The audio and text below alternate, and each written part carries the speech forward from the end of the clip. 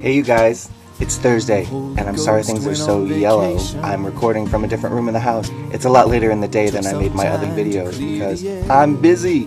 Item!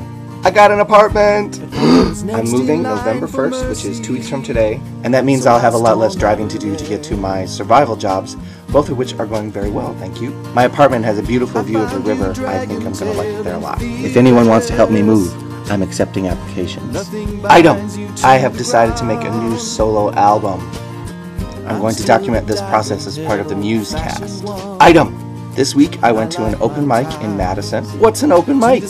Open mic is when a bunch of musicians or poets gather together and perform for each other. Usually there's some sort of sign-up process, sometimes you have to pay an entry fee. Take place in coffee houses or churches. The point of going to open mics is practice your performing skills, get to know the venue, maybe even make an impression for the booking agent. Looking for a showcase slot, people. Another reason to go is to just remind yourself that performing is what you do and to get inspired by other people. I formed a record label in Boston based around artists that I met at open mic. The most famous open mic is at Club Passim, which is in Harvard Square in Cambridge. That's where I met the people who are in my songwriting group and who have given me lots of inspiration over the years. If you're thinking of going to an open mic, the best way to find them is to look in your local newspaper.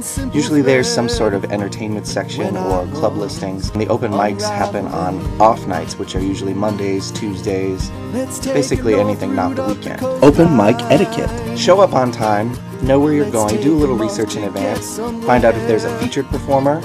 Getting a featured performer slot is another reason to attend open mics. Find out if you'll have to pay any money to participate, and plan on eating there if they serve food. It's really good to give business to places that support independent musicians. Practice in advance, and be good. Find out if it's a one-song list, if you get to play 2 songs. Sometimes you get to play 10 minutes or 3 songs, whichever comes first. Play something that you know will sound good. Don't improvise up on stage, at least not the first few times. Go with a friend. It can get kind of overwhelming to sit there and listen to music you've never heard before. But then again, you don't want to talk through the whole thing. Clap for people and mean it. Try to find something to appreciate in every single performer. Sometimes that can be difficult. But remember, people are there listening to you too. It's really not cool to leave before the end of the open mic. If you're the last one on the list, you don't want to be playing just to the janitor. So stay to the end, okay? Item!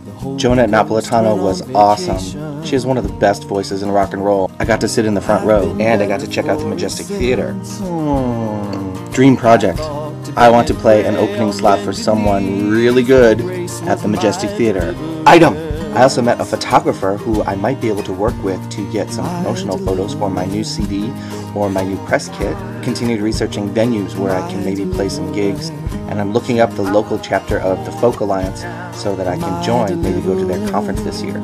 Travis, Eric gave you a punishment and I'm not sure what you're going to do with it. Comes to my attention that maybe I should be giving Eric a punishment because his video was too long. I'm a pacifist. I'm going to try to weasel out of this. Here's what I'm listening to this week. Thanks so much for subscribing. Keep your comments coming and write us email if you want to. You can find how to contact us on our YouTube page, Musecast 5. See you next week.